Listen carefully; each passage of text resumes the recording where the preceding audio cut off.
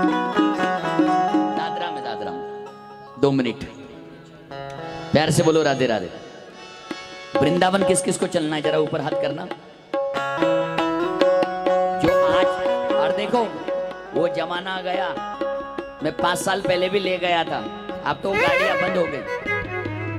अब सिस्टम पूरा बदल गया है, सिस्टम इतना बदल गया कि कोई इसका हिसाब ही नहीं। महाराज वही है, सिर्फ सिस्टम बदला है। जिसको चलना है कि नहीं, पैसे से नहीं, फ्री में। हाँ, तो खड़े हो जाइए।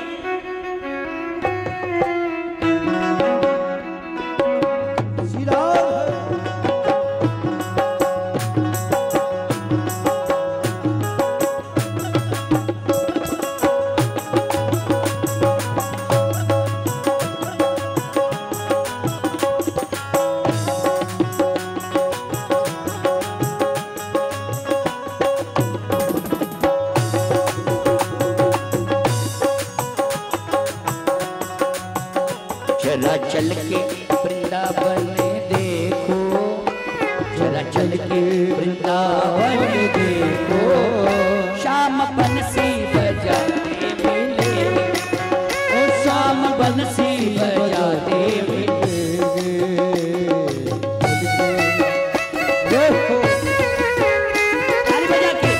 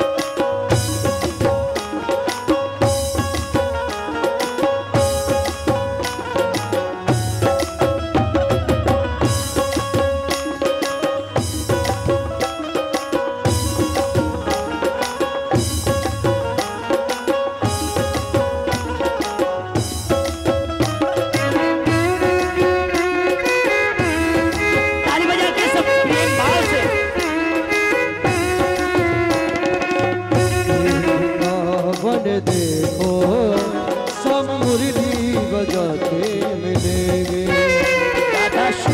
वृंदावन देखो सब मुरली बजाते मिलेंगे।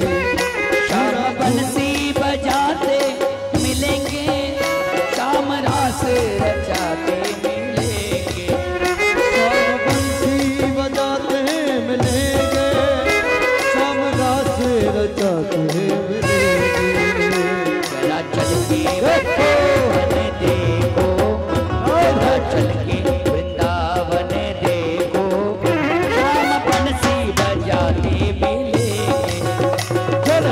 वृंदावन देखो शाम बंसी बजाते मिलेंगे।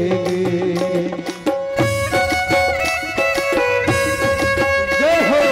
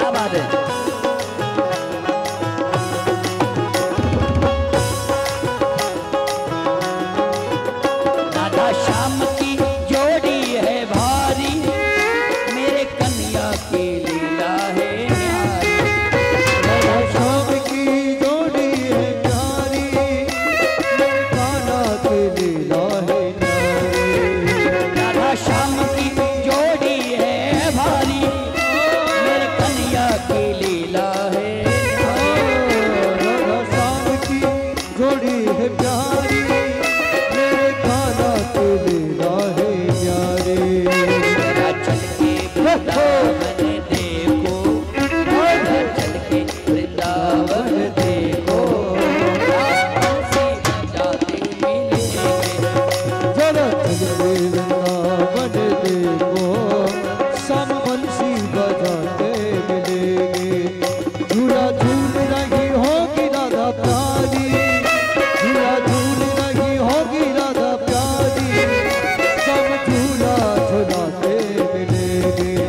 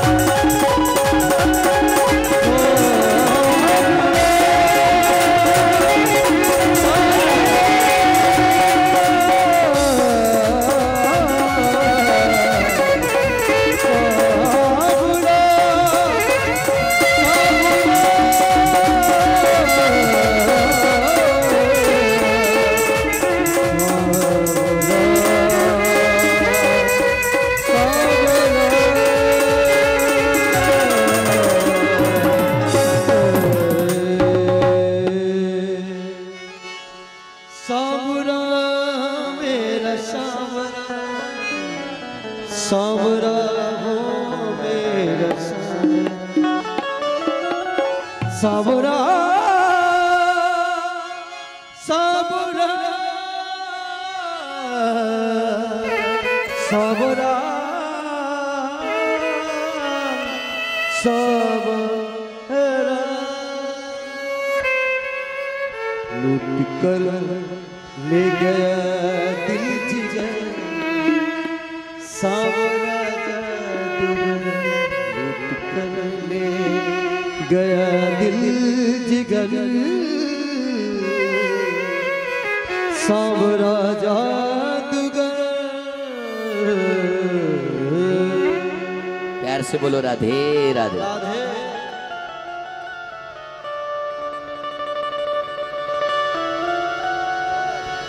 जय।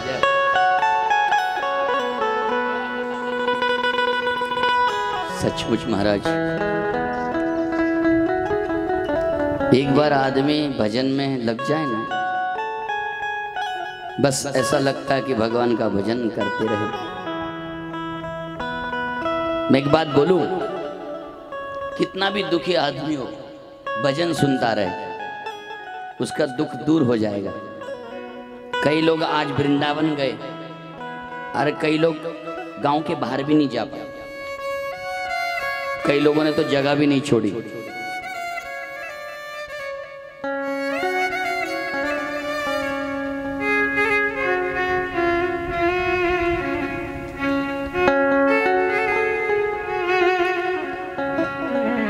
जाओ।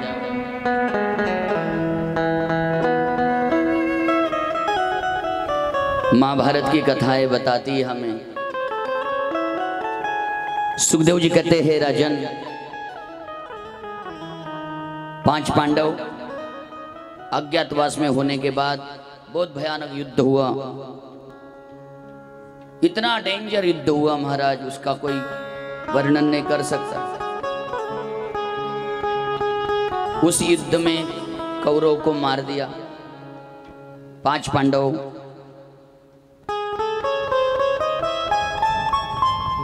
5 पांडवों की विजय हुई। दुर्योधन मूर्छित हुआ। दुर्योधन ने अश्वत्थामा को सेनापति का तिलक किया और अश्वत्थामा को कहा, ये अश्वत्थामा, आज से सेनापति तुम हो, राज्य को तुम संभालो। अश्वत्थामा को सेनापति बनाया। अश्वत्थामा ने 5 पांडव के 5 पुत्रों की हत्या कर दी। आदमी पद के लिए कुछ भी कर सकता है। एक बार याद रखना मेरी माता पिता, कई पद ऐसे हैं, आएंगे जाएंगे।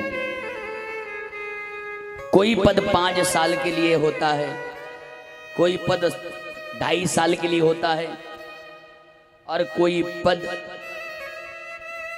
1 साल के लिए होता है। ये कितने पद आएंगे और कितने पद जाएंगे। जीवन में सिर्फ 2 पद कभी जाने मत देना। एक अपने माँ बाप के चरण पद और दूसरे भगवान के चरण पद, इनको कभी छोड़ना मत। इससे बड़ा पद दुनिया में कोई नहीं है। माँ बाप के चरण पद जिसने धारण किए उसका कल्याण है। मंदिर में ना मिलेंगे, गुरुद्वारे ना मिलेंगे, घर में ही बैठे तेरे भगवान हो, घर में ही बैठे तेरे भगवान। करने माँ को प्रणाम, करने पिता को प्रणाम, करने माँ को प्रणाम, करने पिता को प्रणाम। और इनसे बड़ा भगवान दुनिया में है ही नहीं। माँ बाप से बड़ा भगवान है ही नहीं। जो माँ बाप का सम्मान नहीं कर पाता है तो किसी और का सम्मान क्या करेगा। जो माँ बाप का ना हो सका वो किसी और का क्या हो सकता है? नहीं हो सकता है महाराज। गवाह है इसके लिए, शास्त्र भी गवाह है, दुनिया गवाह है। सुखदेव जी कहते हैं, राजन, हे ऋषियों, दुर्योधन ने अश्वत्थामा को तिलक कर दिया। अश्वत्थामा ने राजपथ के लिए 5 पांडव के 5 पुत्रों को मार दिया। भगवान कृष्ण को पता चला, अर्जुन ने अश्वत्थामा को पकड़ के लाया, उसका मस्तक का मणि निकाल दिया, उसने अपमान कर दिया। 5 पांडव कहते हैं, कृष्ण भगवान, आप ना होते तो हम युद्ध नहीं कर पाते, आप ना होते तो हम युद्ध नहीं कर पाते। भगवान कृष्ण ने कहा, तुमने मुझ पे भरोसा रखा है, तुम्हारी विजय निश्चित हुई। लेकिन ये 5 पांडव आखिरी बार श्वासें गिन रहा है। एक मेरा भक्त है, अर्जुन के बाणों से पड़ा है, भीष्म पितामह मिलने जाना है। मिलने गए, भीष्म पितामह ने कहा, कृष्ण मेरी आखिरी इच्छा पूरी करो ना। बोले क्या? मेरी लड़के से तुम शादी कर लो। भगवान ने कहा, तुम्हारी लड़की? तुम तो ब्रह्मचारी हो, तुम्हारी लड़की कहां से आ गई? तब पितामह कहते हैं, कृष्ण मन और बुद्धि को मैंने लड़की बनाई है, ये मन और बुद्धि तेरे चरणों में लग गए ना तो इनको कहीं भटकना नहीं पड़ेगा, क्योंकि आदमी का मन भटकता है। मन और बुद्धि को स्थिर रखो, कल्याण होगा तुम्हारा।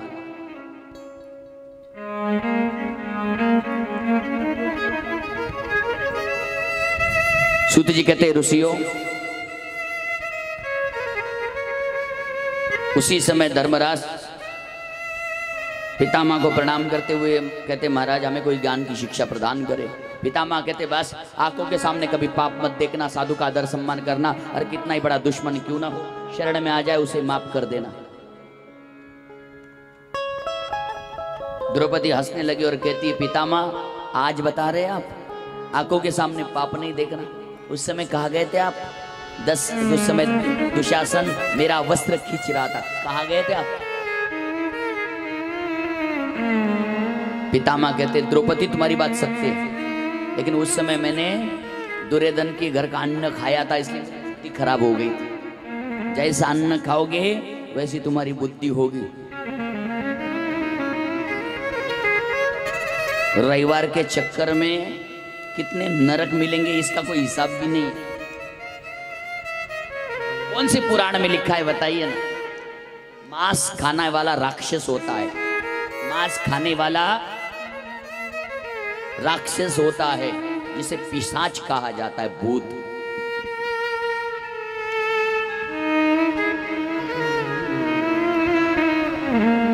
दही खाइए, गाय का घी खाइए, कितनी सब्जियां, लेकिन बिना मांस का रह नहीं सकते। हिसाब देना है आपको ऊपर, देना गारंटी के साथ देना पड़ेगा। 28 नरक में भी जगह नहीं मिलती है। देवी भागवत पढ़ लेना एक बार।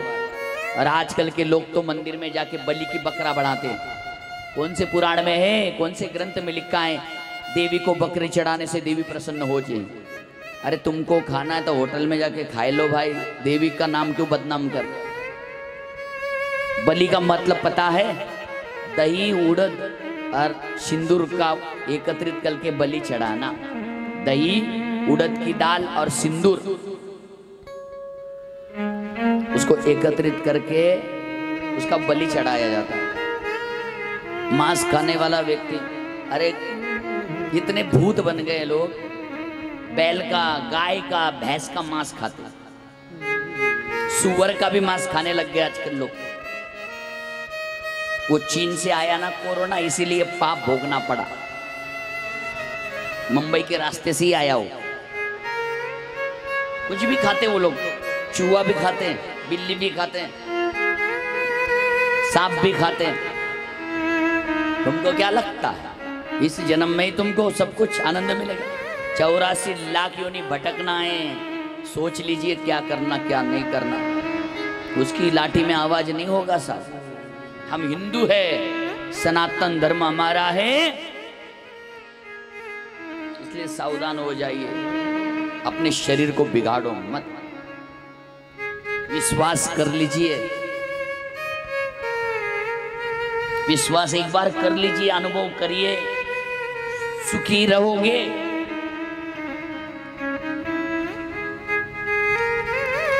दुर्योधन का सिर्फ घर का अन्न खाया तो बुद्धि खराब हो गई, आंखों के सामने द्रौपदी को विवस्त्र किया जा रहा है तो भी कुछ कर नहीं पाए, अन्न का प्रभाव। और तुम तो मांस खाते हो, क्यों झगड़ा नहीं होगा घर में, क्यों दरिद्रता नहीं आएगी घर में? किसी प्राणी को मार के उसका मांस खाओगे, कैसे तुम्हारे बच्चे सुखी रहेंगे? कितना भी पैसा कमा लो, चिड़चिड़ापन होगा। इसलिए सावधान हो जाइए और अच्छा कर्म करिए, भागवत यही सिखा रही। और उसी समय भीष्म पितामह ने कहा, द्रौपदी मुझे क्षमा कर दो। उत्तरनारायण का समय भीष्म पितामह के हृदय से प्राण निकला, भगवान के चरणों में विलीन हुआ। भगवान कृष्ण द्वारका निकले, रास्ते में कुंती माँ ने कहा, कृष्ण जाते जाते कुछ देके जाओ। बोले क्या चाहिए? बोले जीवन में मुझे सिर्फ दुख चाहिए। अरे बुआ, आज तक दुख भोगती हुई आई हो, अब सुख मिला है सुख भोगो। बोले नहीं, मुझे दुख ही चाहिए। बोले क्यों? क्योंकि सुख में तेरी याद नहीं आती है, दुख में तेरी याद आती है। आदमी के पास 2 पैसा ज्यादा आ जाए ना तो आदमी भगवान को भूल जाता है। इस दुनिया में, इस भारत में सबसे बड़ा पैसे वाला कौन है जानते हो? अनिल अंबानी। लेकिन साल में 2 बार बद्रीनाथ, द्वारका धाम हर साल जाता है वो। हम कभी उतनी पूजा नहीं कर पाते, उतनी पूजा वो लोग करते हैं। विश्वास नहीं हो, मोबाइल है तुम्हारे पास, देख लेना। लक्ष्मी भी प्राप्त होना कोई सरल थोड़ी है, उसको प्रसन्न भी उतना करना पड़ता है। हम देवारा, हमारा देवारा 8-8 दिन वैसे के वैसा पड़ा रहता है। हमारा देव का कपड़ा नीचे 6 महीने के बाद बदलता है, दुर्वा का कपड़ा लेके आता है। खुद को पहनने के लिए बढ़िया बढ़िया कपड़े, और भगवान के लिए 10 रुपए का चलेगा नहीं। मेरे माता बदलिए, अब ये कलयुग का प्रभाव है। शिव जी को जल चढ़ा रहे हैं ना, उसके साथ श्रद्धा भी बढ़ाइए।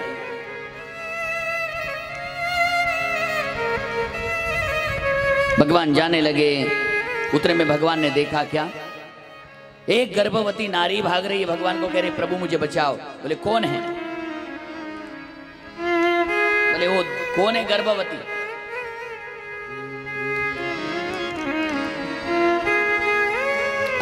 अर्जुन की बहू अभिमन्यु की पत्नी उत्तरा, और उत्तरा के घर में बालक है। अश्वत्थामा का अपमान कर दिया था, उसने बाण छोड़ दिया, ब्रह्मास्त्र। ना रहेगी बांस और ना रहेगी बांसुरी, इनका वंशज नहीं रहेगा। उत्तरा कहती प्रभु मैं मर जाऊं चलेगा, लेकिन मेरा वंशज नहीं मरना चाहिए। और उसी समय भगवान कृष्ण ने गर्भ में जाके उत्तरा को बचाया, और गर्भ के अंदर जो बालक है उसे भी बचाया। सूत जी कहते ऋषियों, और भगवान वहां से चले गए। द्वारिका में रुक्मणी, सत्यभामा, जामवता, लक्ष्मणा, मित्रविंध्या, भद्रा, कालिंद्री, भगवान की पटरानियां भगवान द्वारका गए, साथ में अर्जुन को ले गए। और इधर एक दिन उत्तरा ने एक बालक को जन्म दिया, जिस बालक का नाम है राजा परीक्षित, जिसका नाम विष्णु राग भी है। जो जोर से जय जयकार लगाइए, परीक्षित भगवान की जय। परी यानी कि चारों तरफ, और सित यानी कि देखना।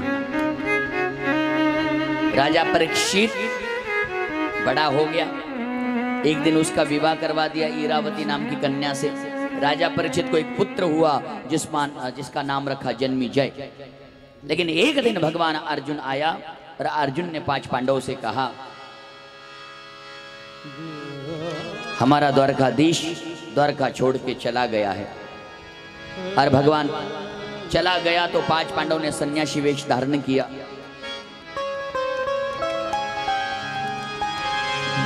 कुंती मां ने तो वही प्राण छोड़ दिया। द्रौपदी पांच पांडव सन्यासी वेश धारण किया और सन्यासी वेश धारण करके हरिद्वार आए, क्योंकि द्वारका से जाने के बाद पांच पांडव को कहा था अर्जुन के द्वारा कि तुम हिमालय में जाना और शंकर जी की तपस्या करना, क्योंकि तुमसे पाप हुआ है। कौरवों को मारने के चक्कर में कई सैनिकों को तुमने मार दिया है। पांच पांडव हरिद्वार आए, गंगा में स्नान किया, ऋषिकेश में आए, गंगा में स्नान किया। और ऋषिकेश से हिमालय में जहाँ शंकर भगवान बैठे थे, जिसे आप लोग हम लोग कहते केदारनाथ भगवान, उस समय केदारनाथ भगवान नहीं थे। उस जगह पर शंकर भगवान ध्यान लगा के बैठे थे।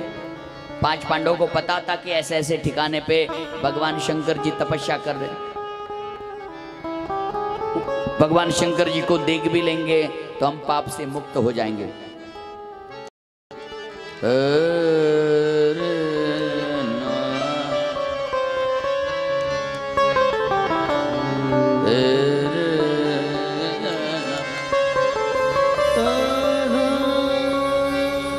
पांच पांडव हिमालय में गए, भगवान शंकर जी को ढूंढने लगे, लेकिन शंकर जी भगवान ने क्या किया?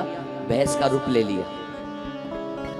गाय का रूप ले लिया, आवाज कम रखो। गाय का रूप ले लिया, भैंस का रूप ले लिया और वही चरने लगे, विचरण करने लगे।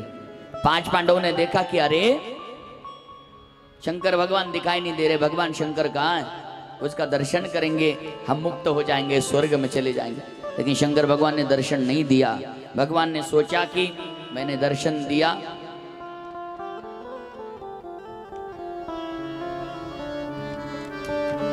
तो दुनिया में हर व्यक्ति पाप करके आएगा, और हर व्यक्ति पाप करके आएगा और मेरा दर्शन करके मुक्त हो जाएगा, मैं इनको दर्शन नहीं दूंगा। पांच पांडव शिव जी को ढूंढने लगे। धर्मराज समझ गए शंकर भगवान जिस जगह बैठते हैं उस जगह एक भैंस चल रही है, मतलब यही शंकर भगवान है। पांच पांडवों ने घेर लिया, भगवान भोलेनाथ हमें दर्शन दो, हमें मुक्त करो, हम थक गए, हम तपस्या नहीं कर सकते। लेकिन शंकर भगवान ने सोचा ये मुझे पकड़ लेंगे, दर्शन देना पड़ेगा। इसलिए शंकर भगवान ने भैंस का रूप लेके बैठे थे, तो उन्होंने अपनी गर्दन को हिमालय के अंदर छुपा दी, घुसा दी। भीम को गुस्सा आया, प्रभु दर्शन नहीं देना है, देख लो। भीम को गुस्सा आया और भीम ने अपनी गदा को, बोले बाबा भैंस का रूप लेके बैठे थे, गर्दन को बर्फ में छुपा दिया था। और जैसे ही पीछे का हिस्सा ऊपर था, जैसे ही गदा मारी वो गर्दन सीधा नेपाल में निकल गई। पशुपति नाथ भगवान की पीछे का हिस्सा उसी जगह पर रह गया और उसी जगह पर केदारनाथ भगवान की स्थापना।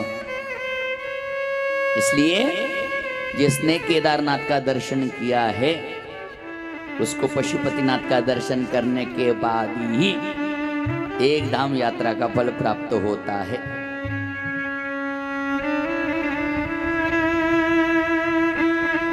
इसलिए पशुपतिनाथ नेपाल गंडकी नदी के तट पर है।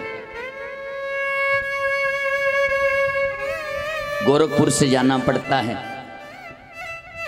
पीछे का हिस्सा उसी जगह पर रह गया। और आज भी देखना, टटोल के देखना अच्छी तरह, भैंस का पीछे का हिस्सा किस तरह होता है उस तरह वो पिंड है।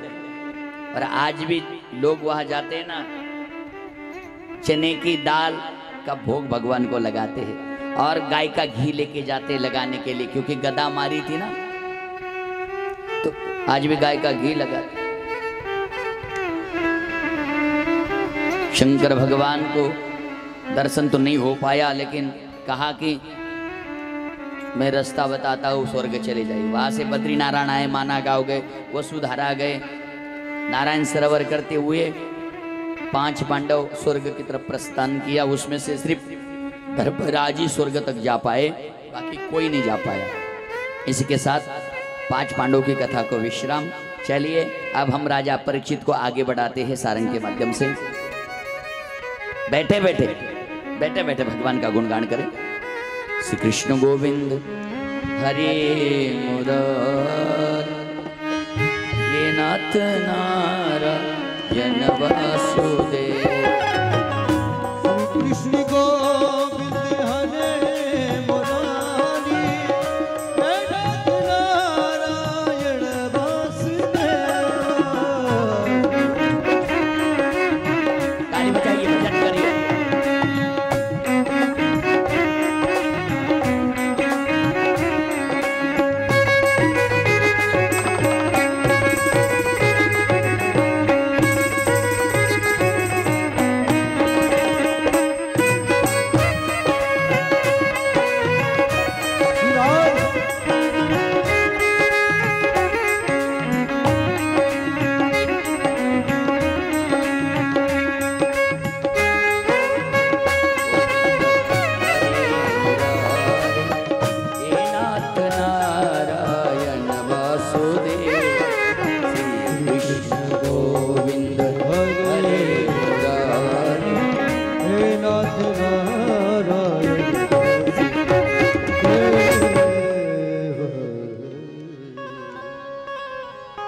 प्यार से बोलो ना, राधे राधे।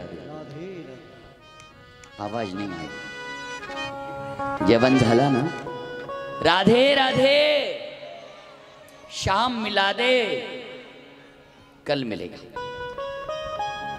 क्योंकि कल कन्या का प्रागट्य है। और आप तो जानते हैं नंद उत्सव के दिन हर माताओं को पीली साड़ी पहन के आना पड़ा। कल सबको पीली साड़ी पहन के आना है, और नहीं होगी पतिदेव को पास जाना, 2000 रुपया मांगना, बोलना कि सोपन महाराज ने बोला पीली साड़ी चाहिए तो चाहिए। बोलना मुझे आखा क्या बोलते, दिवाली में कुछ नहीं लेना, अक्षय तृतीया आखा जी तो गई, लेना मत, लेकिन अपन कल मुझे पीली साड़ी चाहिए। 2000 रुपया लेना, बस पकड़ना, फ्री है। 1500 की साड़ी ले आना, 500 हमारा कमीशन। बधाई। अरे कहाँ बधाई मिल रही है ना।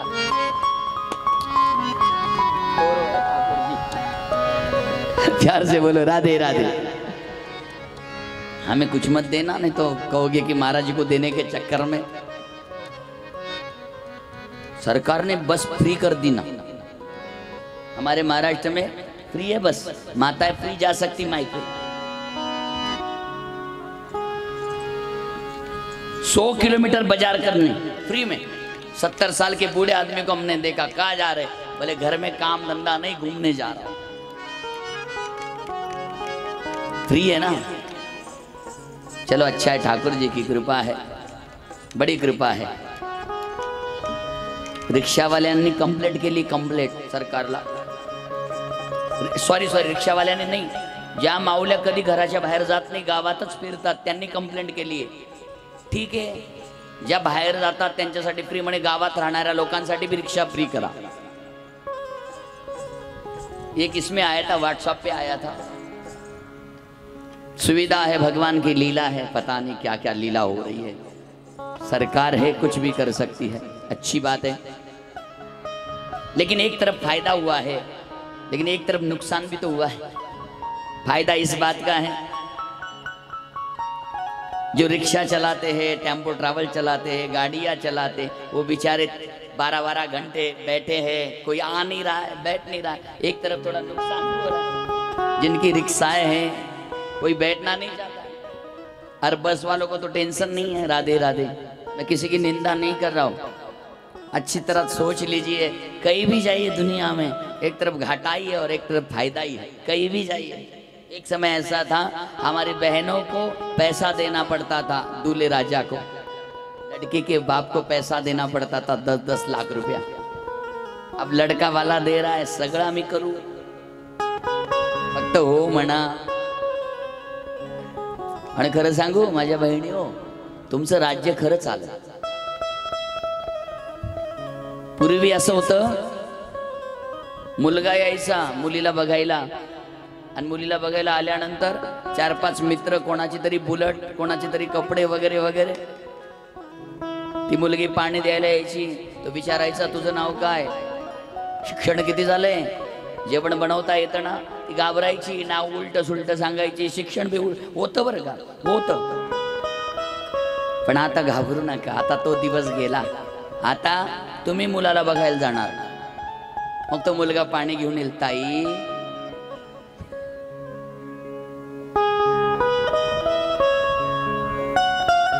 जमाना गया. अच्छा है, ठाकुर जी की कृपा है, लक्ष्मी माँ को सबसे देखो, तमेव माता च पिता तम, पहले माँ को सम्मान दिया गया. सुखदेव जी महाराज मालकोस के माध्यम से वर्णन करते हैं.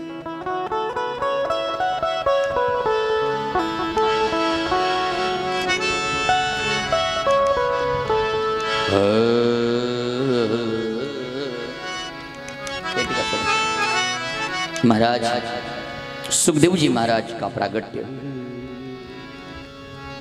5 पांडव जाने के बाद राजा परीक्षित को एक बात बताई थी, आंखों के सामने पाप नहीं देखना, साधु का आदर सम्मान करना, कितना ही बड़ा दुश्मन क्यों ना हो, शरण में आ जाए उसे माफ कर देना. राजा परीक्षित को कहा था कि हमारे महल में एक मुकुट रखा है जरासंध का, वो मुकुट कभी परिधान मत करना, क्योंकि अनीति से कमाया हुआ धन इंसान को बर्बाद कर देता. ईमानदारी से कमाइए, अनीति से कमाया हुआ धन इंसान को बर्बाद कर देता है. झूठ बोल के, कपट से, चोरी, बच्चे भी ना सुखी रहे, ना परिवार भी ना सुखी रहे. लेकिन वो राजा परीक्षित ने वो मुकुट पहन लिया, बुद्धि खराब हो गई और एक संत का अपमान कर दिया, और उस संत के गले में मरा हुआ सर्प डाल दिया. श्रीमिक ऋषि के गले में सर्प डाला तो श्रीमिक ऋषि के बेटे श्रृंगी ने श्राप दे दिया, जाओ जिसने भी मेरे पिता के गले में सर्प डाला है वही सर्प तक्षक बन के आएगा और 7 दिन के बाद उसे डस लेगा, मार देगा. राजा परीक्षित को पता चला कि मुझे 7 दिन में मरना है. आपको तो इतनी भी गारंटी नहीं है 7 दिन के बाद कब मौत आ जाए पता नहीं, इसलिए भजन कर लो. राजा परीक्षित 7 दिन के बाद मरने वाला था, घर का त्याग कर दिया, राज जन्मेजय को दे दिया, अपने पुत्र को दे दिया, संन्यास वेश धारण किया राजा परीक्षित, अर्जुन का पोता. और राजा परीक्षित हस्तिनापुर से 70 किलोमीटर कौशिक नदी के तट पर गंगा जिसे कहते हैं शुक्र तीर्थ धाम में आए और वह बैठ गए और उनको श्रीमद् भागवत कथा का ज्ञान देने के लिए, क्योंकि 7 दिन में मरना है, तो सुखदेव जी महाराज आए और सुखदेव जी महाराज जी ने कहा, हे राजन, जन्मादस्येतन भयादितो चतस विज्ञ सुराट तेन ब्रह्मा हृदय आदि कवयो मुह्यन्ति यत सूर्यो तेजोवारी मुद्रा यथा विनिर्मयत् प्रसंगमुषाधामण्यासेन सदा निरस्तक्वकं सत्यं परम धीमहि.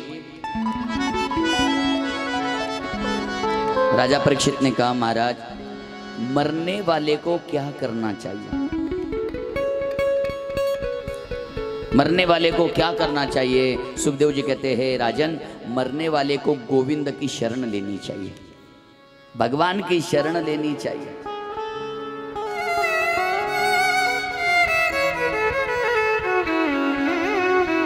हमारी मृत्यु कभी भी आ सकती है, कभी भी आ सकती है, याद रखना.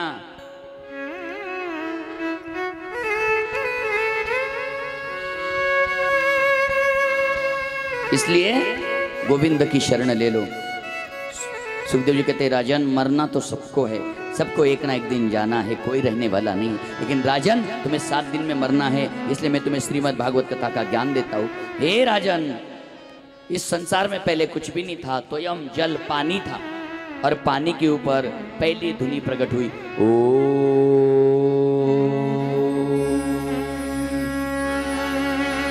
इस संसार में पहला शब्द प्रकट हुआ है, ओम.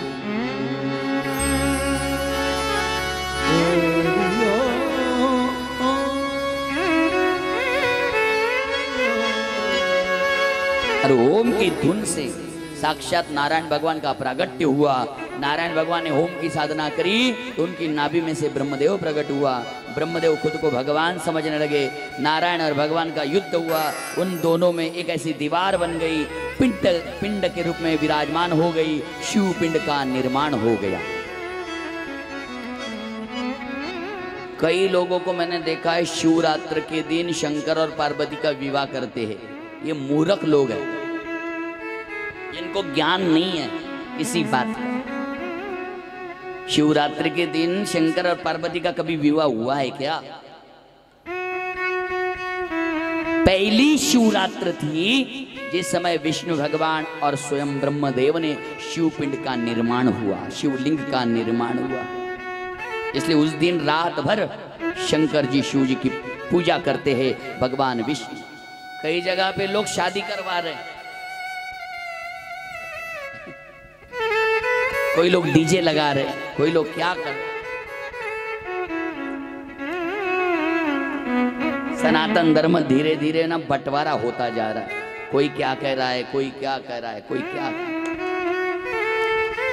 शंकर भगवान का प्रागट्य हुआ और बाद में भगवान विष्णु भगवान ने ब्रह्मदेव से कहा, हे ब्रह्मदेव सृष्टि का निर्माण करो। ब्रह्मदेव ने सृष्टि का निर्माण किया। मरीचि, यात्री, अंगिरा, पुलस्त, पुलह, कृत्य, भृग, वशिष्ठ, दक्ष, देवर्षि, नारद, कर्दम ऐसे ऋषियों को प्रकट किया। और प्रकट करने के बाद ब्रह्मदेव ने एक अंग से मनु को जन्म दिया और एक अंग से शत्रुपा को जन्म दिया।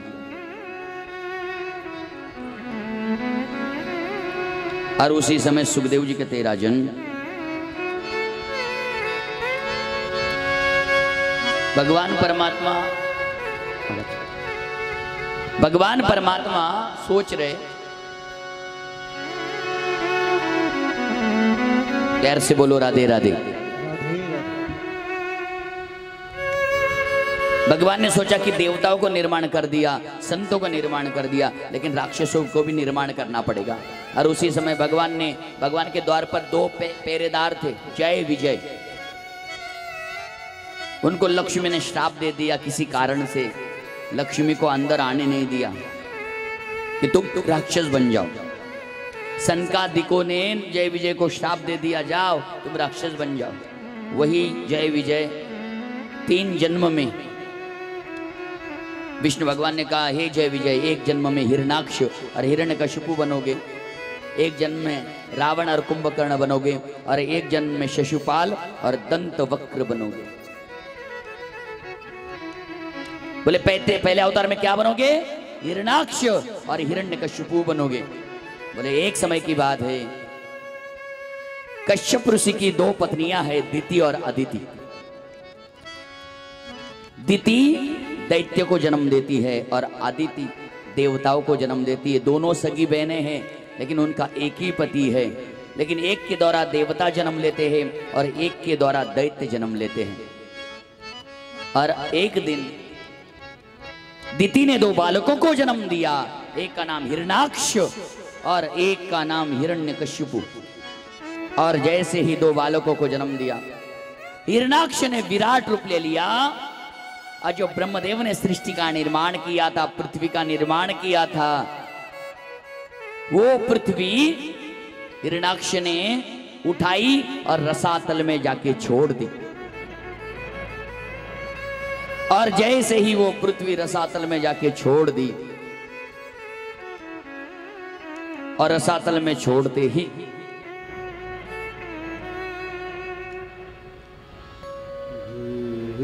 ब्रह्मदेव, इंद्र भगवान, देव देवता डर गए। और उसी समय ब्रह्मदेव के नाक में से वरा भगवान का प्रागट्य हो गया। वरा भगवान की जैसे ही वरा भगवान का प्रागट्य हुआ, और वरा भगवान का प्रागट्य होते ही वरा भगवान ने हिरणाक्ष को मारा, पृथ्वी को रसातल से जल के ऊपर रखा और उसी के साथ हिरणाक्ष का वध कर दिया।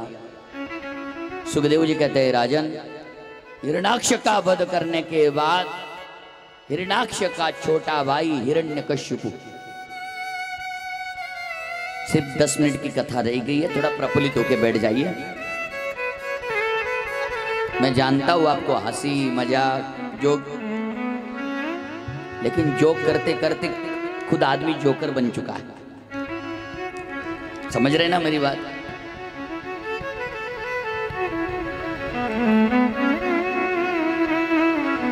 महाराज, भगवान परमात्मा ने हिरण्याक्ष को मारने के बाद हिरण्याक्ष का छोटा भाई हिरण्यकश्यपु, हिरण्यकश्यपु को बहुत बुरा लगा कि नारायण ने मेरे भाई को मारा है तो मैं बदला जरूर लूंगा, बदला मैं जरूर लूंगा। और उसी समय हिरण्यकश्यपु ने अपनी पत्नी कयादु को लेके जंगल में बहुत बड़ा महल बनवाया और वहां रहने लगे। और एक दिन श्रीमन्नारायण नारायण हरे हरे, श्रीमन्नारायण नारायण लक्ष्मी नारायण नारायण हरे हरे, नारायण नारायण हरे श्रीमन्नारायण। तेरी लीला सबसे न्यारी न्यारी हरे हरे, नारायण नारायण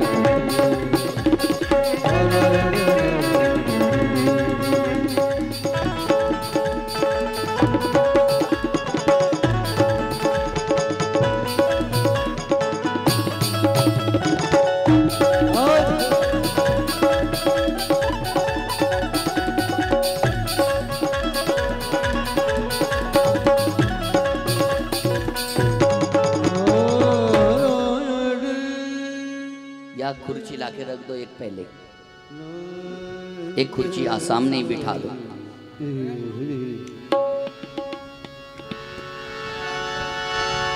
मेरे भगवान और मेरे परमात्मा नारायण भगवान का बदला लेने के लिए हिरण्यकश्यपु तपस्या करता है। अपनी पत्नी कयादु को कहता है कि मैं बदला लूंगा जिस नारायण ने मेरे भाई को मारा। तपस्या करने के लिए जाए। शूलपाणेश्वर शूलपाणी जंगल में तपस्या कर रहे थे, लेकिन वहां एक तोता जहां हिरण्यकश्यपु तपस्या कर रहा था। ओम ब्रह्मणे नमः, ओम ब्रह्मणे नमः, ओम ब्रह्मणे नमः, ओम ब्रह्मणे नमः, ओम ब्रह्मणे नमः, ओम ब्रह्मणे नमः, ओम ब्रह्मणे नमः। तपस्या कर रहे थे, लेकिन वहां एक तोता आया और वो तोता जैसे ही आया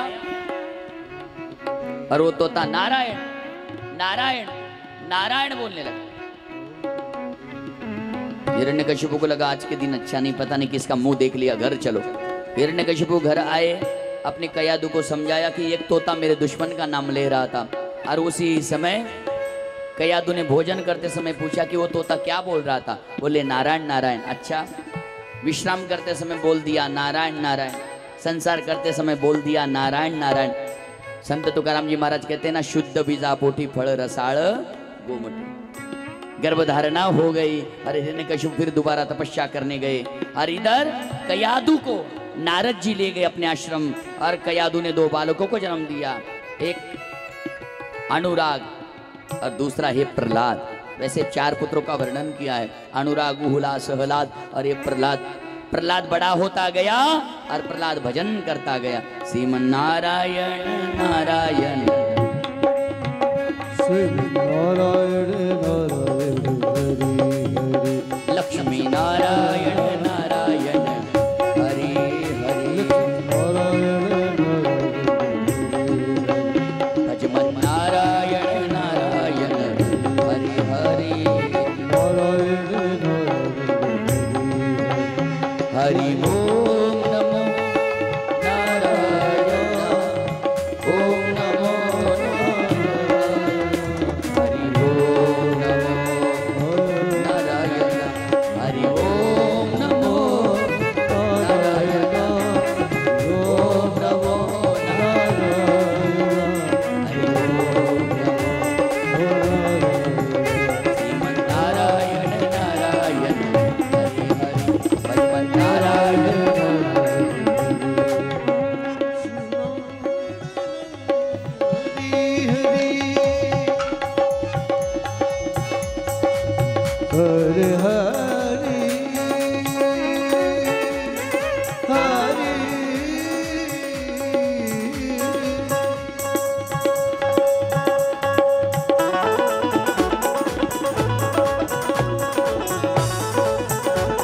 ऊपर हाथ करके ताली बजाइए।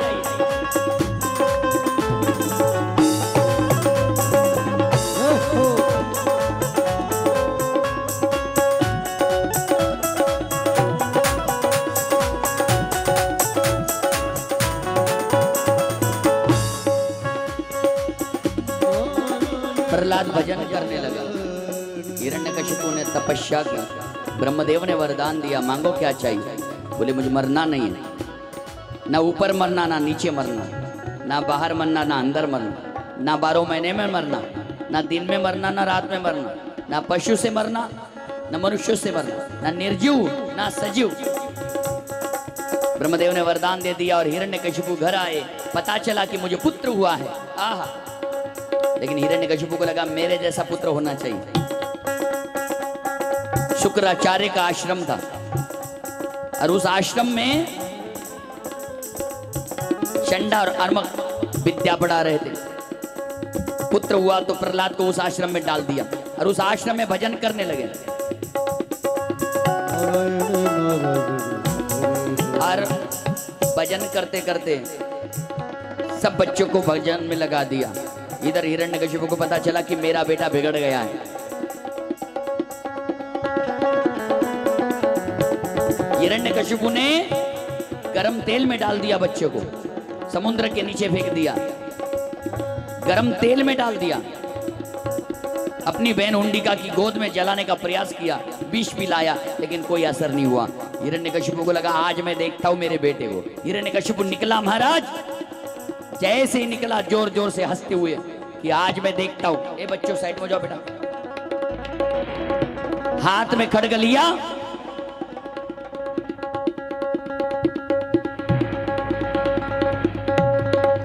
श्रीमन नारायण नारायण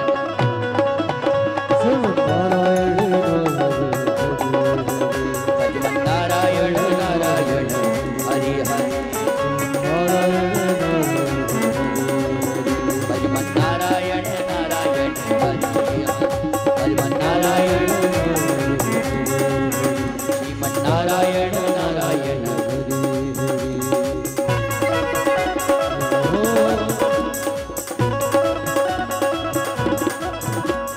हिरण्यकशिपु अपने पुत्र से कहता है बेटा तू किसका नाम ले रहा है? देखता नहीं है मैं पीछे तेरा बाप खड़ा हूं। दुनिया मुझे भगवान मानती है, तू नहीं मानता। तेरा भगवान कहाँ है? तू जिस भगवान का नाम लेता है, अच्छा इस खंबे में है। आज तेरे भगवान को मैं समाप्त करके रहूंगा। हिरण्यकशिपु निकला और जैसे ही निकलते ही जोर से लात मारी। नरसिंह भगवान की, नरसिंह भगवान की।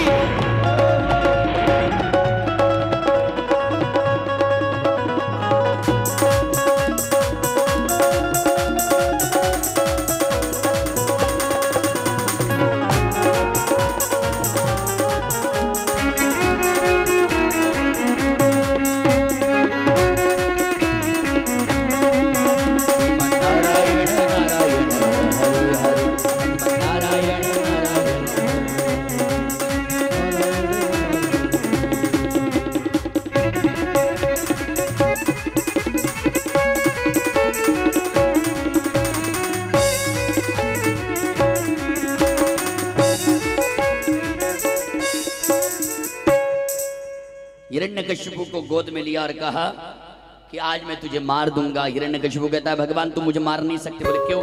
ना दिन में मरूं ना रात में। बोले देख शाम का समय। बोले 12 महीनों में ना मरूं। बोले तेरे लिए पुरुषोत्तम महीना अधिक महीना निकाला है। बोले ना निर्जू ना सजू, मेरे नाखून देख लेना निर्जू ना सजू है। बोले ना मनुष्य से मरूं ना पशु से। देख मैं आधा नर हूं और आधा सिंह हूं, मेरा नाम नरसिंह है। बोले भगवान ना ऊपर ना नीचे, तू मेरी गोद में, ना बाहर ना अंदर, दरवाजे के बीच में। और उसी समय हिरण्यकशिपु को नरसिंह भगवान ने फाड़ दिया।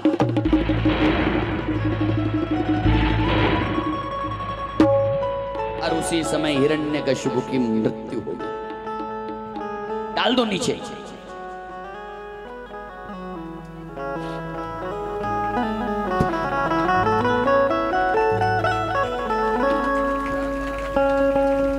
प्रहलाद जी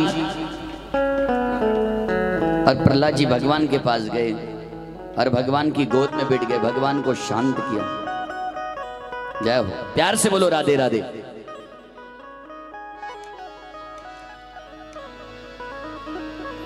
हाँ खड़े रहो ऐसे, बस बस। हाँ, हिरण्यकशिपु हाथ घुमा रहे सिर पे, नरसिंह भगवान हाथ घुमा रहे। हाँ घुमा।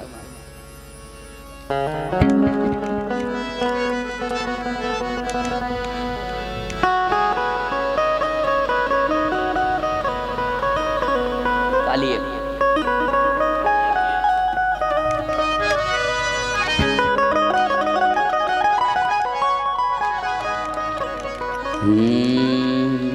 राम तुम बड़े दयालु, नाथ तुम बड़े कृपालु, और ना कोई हमारा है, बस एक तेरा सहारा है। नैया डोल रही मेरी, प्रभु जी अब करो ना तुम दे, राम तुम बड़े दयालु। भगवान परमात्मा ने, नारायण भगवान ने नरसिंह रूप धारण किया, प्रहलाद की रक्षा करी। और इसी के साथ आज की कथा को विश्राम, क्योंकि 12 कंप्लीट बज चुके हैं। कल नंद उत्सव है। कार्यकर्ताओं को मेरी एक विनती है, कल जितना हो सके उतना तेज को सजाना है, क्योंकि कल कौन आने वाला है? मेरा कृष्ण आने वाला है बुगारे से। और मैं तो कहता हूँ सीताराम दादा 10-12 किलो गुलाल ला के रख देना, आपकी साड़ी खराब नहीं होगी, आपके कपड़े खराब नहीं होंगे, चिंता मत करना। वो गुलाल आपको हाथ में दिया जाएगा बस, और उसको सिर्फ आपके बगल में बैठने वाले व्यक्ति को लगाना है, फेंकना नहीं है। इसलिए कल, अरे गुलाल उसी दिन ऐसा लगाया थोड़ी जाता है, कोई चुन के आए इसलिए गुलाल लगाओ। अरे गुलाल लगाने का टाइम तो कल है महाराज, क्योंकि कल मेरा गोविंद आने वाला है। कल सब लोग पीले वस्त्र पहन के आना, और खाली हाथ नहीं आना। आते समय चॉकलेट ले आना, बिस्किट ले आना, मिठाई ले आना, दही होगी तो दूध दही ले आना, माखन ले आना। उसको एकत्रित करके वही प्रसाद आपको दिलाया जाएगा, वही प्रसाद आपको मिलेगा। और आते समय गांव में थोड़ा और प्रचार कर दो कि भाई भागवत चल रही है। कई लोग घर के बाहर निकलते नहीं, उनको ऐसा लगता है कि हमारा घर कोई उठा के तो नहीं ले जाएगा, डर लगता है। ये मौका बार बार नहीं आता है। इसलिए मेरी विनती है मेरे माता पिताओं, कल ठीक 8:15 बजे यहाँ पर आ जाइए आप लोग, कथा प्रारंभ हो जाएगी, याद रखना है। इसलिए कल नंद उत्सव है, सब लोग सज धज के बढ़िया आना है। बुग्गारे से बांधे जाएंगे, केले के वृक्ष होंगे तो 2 खांब लगा देना है, क्योंकि ये मौका बार बार नहीं आता है। अरे हम हर किसी का मंडप सजाते हैं, शादी का मंडप सजाओ दोबारा याद भी नहीं करेंगे आपको, लेकिन ये मंडप सजाओगे तो मेरा गोविंद आपको हमेशा याद करेगा। इसलिए मेरी माताओं, मेरी बहनों, आपके पास टाइम है, दोपहर को 3-4 बजे आ जाओ, तो टेज को थोड़ा सजाना है। वैसे तो सजा ही है, सजा हुआ ही है। क्यों मैं ये कल लगना चाहिए कि नंद बाबा, यशोदा मैया, कृष्ण आने वाला है। इसलिए आइए, आपका स्वागत है। वैसे तो बढ़िया स्वागत होता ही है, लेकिन कल आप, और देखो कल सबको गेट के पास चंदन लगाया जाएगा, हर के माथे पे पीला चंदन लगाया जाएगा। हमारा एक आदमी खड़ा रहेगा, माताओं को एक बहन खड़ी रहेगी, हर किसी को चंदन लगाएगी वृंदावन की तरह। बिना चंदन का माथा अच्छा नहीं लगता। और चंदन विधवा माँ लगा सकती है, क्योंकि चंदन लगाने का अधिकारी है, कुंकू नहीं लगा सकती, लेकिन चंदन जो होता है ना उसको लगा लेना चाहिए। इसलिए कल सब लोग सज धज के आइए, आनंद में आइए, आप सबका स्वागत है। अपने अपनी जगह पर खड़े हो जाइए, आरती वाले स्टेज पर आ जाइए, स्वागत करते हैं भगवान का।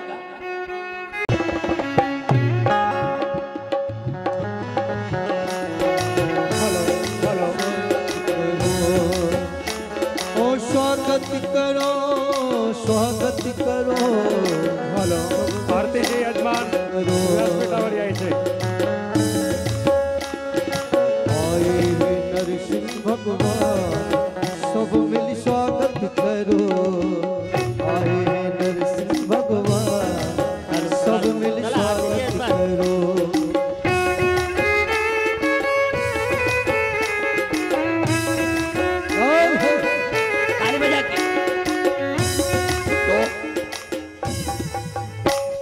राधे राधे. 2 मिनटं. आज कथेमध्ये उपस्थित असलेले सर्व व्यासपीठावरती कलाकार मंडळी, आदरणीय महाराजजी यांच्यासाठी आपण सर्वांनी एक वेळा जोरात टाळी वाजवून त्यांचं स्वागत करायचं आहे. कारण ही कलाकार मंडळी मिळणं म्हणजे एवढं सोपं नाही आहे. किती सुंदर प्रदर्शन त्यांनी आपल्या कलेच्या माध्यमातून आपल्याला आनंद दिलेला आहे. म्हणून त्यांचं स्वागत करणं, रोज त्यांना टाळी वाजवून त्यांचं स्वागत करायचं आहे, हे आपलं कर्तव्य जमतं आहे. कारण असे कलाकार भेटणं सोपं नाही. तसेच मी पहिल्या दिवशीही बोललो, कालही बोललो, पुनश्च एक वेळा आजही विनंती करतो आहे, एवढा आनंद आपल्या या परिसरामध्ये आपल्याला भागवत कथेच्या माध्यमातून मिळतो आहे. प्रत्येकाने एवढीच लोकसंख्या आपल्या गावाची नाही आहे. म्हणून सर्वांनी उरलेले 3-4 दिवस कथेचे आहेत, हे सर्वांनी या कथेचा आनंद घ्यायचा आहे. अजून लोकसंख्या ही आपल्या कथेमध्ये वाढली पाहिजे, ही सर्वांना नम्रतेची प्रार्थना आहे. तसेच महाराजांनी अन्नदानाच्या बाबतीमध्ये कथेमधनं उल्लेख केलेला आहे. आपल्याला येत्या 21 तारखेला काल्याच्या दिवशी महाप्रसादाच्या रूपामध्ये पुरणपोळी, आंब्याचा रस, रसई आणि भात हा प्रसाद आपल्याला महाप्रसादाच्या रूपात करायचा आहे. कारण आपलं गाव त्या बाबतीमध्ये मागे राहत नाही, ही आपल्याला कल्पना आहे. मागच्या 4 वर्षापासून आपण जसं करत येत आहोत, कोरोनाचं 1 वर्ष सोडता, तसं आपल्याला याही वर्षी तेवढ्याच मोठ्या थाटामाटामध्ये तो महाप्रसादाचा कार्यक्रम देखील करायचा आहे.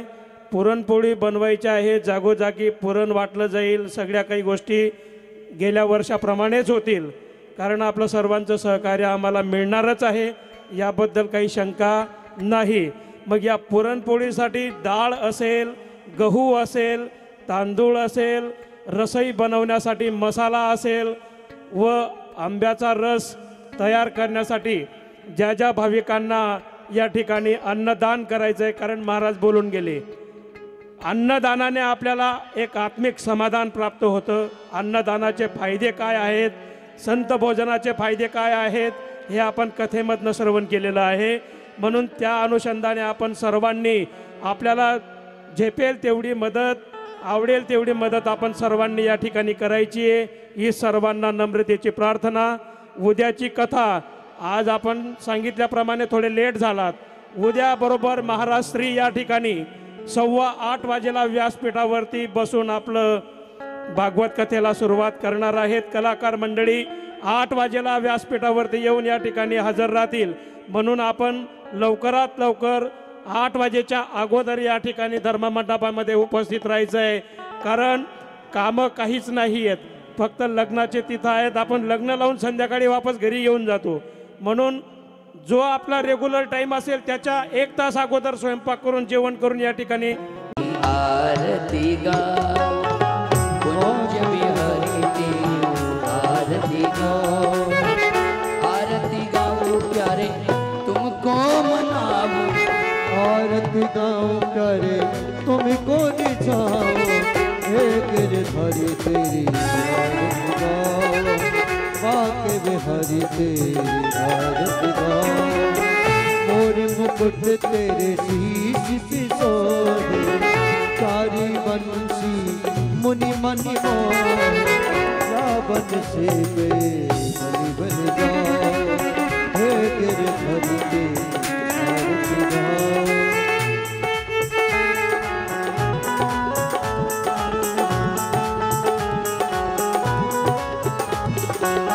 चरणों से निकले गंगा प्यारे, पावन करती दुनिया सारी, उन चरणों के में दर्शन पाके बिहारी तेरी आरती गाओ, श्री हरिदास के प्यारे तुम भक्ति जनों के केवल चारि छवि को बचाओ, बाके बिहारी तेरी आरती गाओ, हे गिरधारी तेरी आरती गाओ। कर्पूरगौरं करुणावतारं संसारसारं भुजगेन्द्रहारं करुणावसन्तं हृदयारविन्दे भवं भवानी कालीलोटाङ्गणवल्लिनचरणं गगने पायितं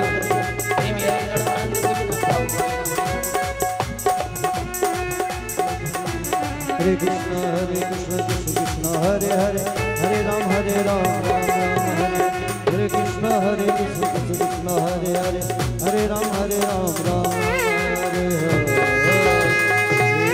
नाना सुगंध पुष्पाणि दात्कालो भवानि च पुष्पांजलि परमेश्वर मंत्र पुष्पांजलि समर्पयामि। श्रीमद् भागवत महापुराण की जय। आज के आनंद की जय जय श्री राधे। प्रसाद घेतल्याशिवाय कोणी जाऊ नका ही भाविकांना